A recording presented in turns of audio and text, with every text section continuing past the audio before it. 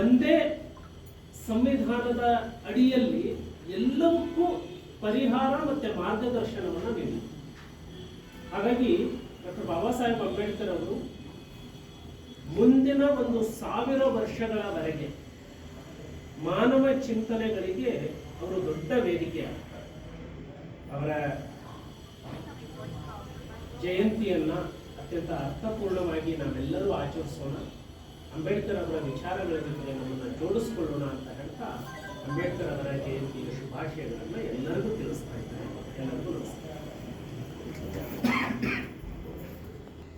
ಮಾಜಿ ಶಾಸಕರು ಬಿಜೆಪಿಯ ಹಿರಿಯ ಮುಖಂಡರಾದ ಪಿ ರಾಜು ಅವರೇ ಮತ್ತು ಸಂಜಯ್ ಪಾಟೀಲ್ ಇಲ್ಲಿನ ಶಾಸಕರು ಮತ್ತು ಇಲ್ಲಿನ ಅಧ್ಯಕ್ಷರು ಮತ್ತು ಎಲ್ಲ ಇಲ್ಲಿ ಸೇರಿದಂಥ ಆತ್ಮೀಯ ಬಂಧುಗಳೇ, ಸಹೋದರಿಯರೇ, ಯುವತಿಗಳು, ಇವತ್ತು ಡಾಕ್ಟರ್ ಬಾಬಾ ಸಾಹೇಬ್ ಅಂಬೇಡ್ಕರ್ ಅವರ ಜನ್ಮ ದಿನಾಚರಣೆಯನ್ನು ಆಚರಣೆ ಮಾಡ್ತಾ ಇದ್ದೇವೆ. ಮತ್ತು ಪ್ರತಿ ವರ್ಷ ಡಾಕ್ಟರ್ ಬಾಬಾ ಸಾಹೇಬ್ ಅಂಬೇಡ್ಕರ್ ಅವರ ತತ್ವ ಮಾರ್ಗದರ್ಶನ ಸಂದೇಶ ಅದು ಇನ್ನೂ ಹೆಚ್ಚು ಮಹತ್ವ ಬರ್ತಾ ಇದೆ. ಹೆಚ್ಚು ಜನ ಅದರಲ್ಲಿ ಇನ್ವಾಲ್ವ್ ಆಗ್ತಾ ಇದ್ದಾರೆ. ಯಾಕಂದರೆ ಈ ದೇಶದಲ್ಲಿ ಈ ಶೋಷಿತ ಜನಾಂಗದ ಪರವಾಗಿ ಧ್ವನಿని ಎತ್ತಿ ಇವತ್ತು ಅವ್ರ ಬಗ್ಗೆ ಒಂದು ಸಮಾಜ ಹೋರಾಟ ಮಾಡಿದಂಥ ಭಾರತದ ಸಂವಿಧಾನ ರಚನೆ ಮಾಡುವಂಥ ಡಾಕ್ಟರ್ ಬಾಬಾ ಸಾಹೇಬ್ ಅಂಬೇಡ್ಕರ್ ಅವರು ಭಾರತ ದೇಶಕ್ಕೆ ಬಹಳ ಅಮೂಲ್ಯವಾದಂಥ ಒಂದು ಕಾಣಿಕೆಯನ್ನು ಕೊಟ್ಟಿದ್ದಾರೆ. ಈ ಒಂದು ಸಂವಿಧಾನ ಇಡೀ ಜಗತ್ತಿನಲ್ಲಿ ಒಂದು ಮಾದರಿಯಾದಂಥ ಒಂದು ಸಂವಿಧಾನ. ಈ ಸಂವಿಧಾನದ ಮುಖಾಂತರ ನಾಗರಿಕರಲ್ಲಿ ಸಮಾನತೆ ಮತ್ತು ಜಾತ್ಯತೀತವಾದಂಥ ಒಂದು ಮನೋಭಾವನೆ ಬರಲಿಕ್ಕೆ ಕಾರಣ ಆಯಿತು.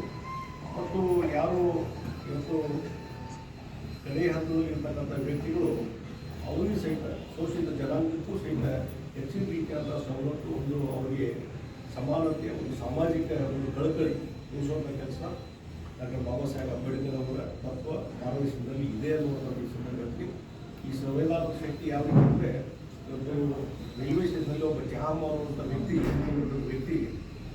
ನರೇಂದ್ರ ಮೋದಿಯವರು ಈ ದೇಶದ ಪ್ರಧಾನಮಂತ್ರಿ ಆಗಲಿಕ್ಕೆ ಸಾಧ್ಯ ಇತ್ತು. ಅದು ಕಾರಣ ಅಂತಂದರೆ ಬಾಬಾ ಸಾಹೇಬ್ ಅಂಬೇಡ್ಕರ್ ಬರುವಂಥ ಒಂದು ಸಂವಿಧಾನ ಅನ್ನುವಂಥದ್ದು. ಹಾಗಾಗಿ ಅಷ್ಟು ಮಹತ್ವದ ಕೊಡುಗೆಯನ್ನು ಬಾಬಾ ಸಾಹೇಬ್ ಕೊಟ್ಟಿದ್ದಾರೆ. ಅವರ ಜನ್ಮ ದಿನಾಚರಣೆ ಅಂದರೆ ಅವರೇನು ತತ್ವಗಳನ್ನು ಹೇಳಿದ್ದಾರೆ, ಸಮಾನತೆ ತತ್ವ ಮತ್ತು ಅಸ್ಪೃಶ್ಯತೆಯನ್ನು ಹೋಗಬೇಕೆಂಬುದಿದೆ. ಅದಕ್ಕೆ ಹೆಚ್ಚು ಒತ್ತು ಕೊಟ್ಟು ನಾವೆಲ್ಲರೂ ಆ ತತ್ವಗಳನ್ನು ಅಳವಡಿಕೆ ಮಾಡಿದಾಗ ನಿಜವಾಗಿ ಡಾಕ್ಟರ್ ಬಾಬಾ ಸಾಹೇಬ್ ಅಂಬೇಡ್ಕರ್ ಅವರ ಈ ಜನ್ಮ ದಿನಾಚರಣೆ ಒಂದು ಸೂಕ್ತತೆ ಬದಲಿಸಿದಂತೆ ಆ ಕೆಲಸವನ್ನು ನಾವೆಲ್ಲ ಮಾಡೋಣ ಅಂತ ಮಾತನ್ನು ಹೇಳಿ ಬಾಬಾ ಸಾಹೇಬ್ ಅಂಬೇಡ್ಕರ್ಗೆ ಗೌರವವನ್ನು ನಾವು ಅರ್ಪಣೆ. ಈ ಕಾರ್ಯಕ್ರಮದಲ್ಲಿ ಭಾಗವಹಿಸಲು ಮಾಜಿ ಮುಖ್ಯಮಂತ್ರಿಗಳು, ಲೋಕಸಭಾ ಸನ್ಮಾನ್ಯ ಜಗದೀಶ್ ಶೆಟ್ಟರ್ ಅವರಿಗೆ ಧನ್ಯವಾದಗಳು.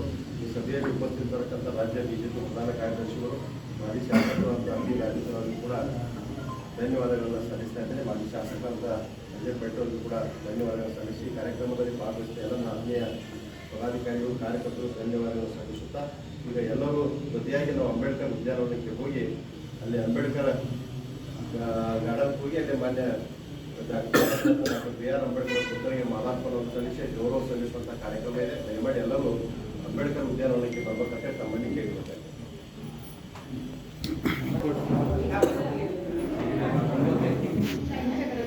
ನಿಮಿಷ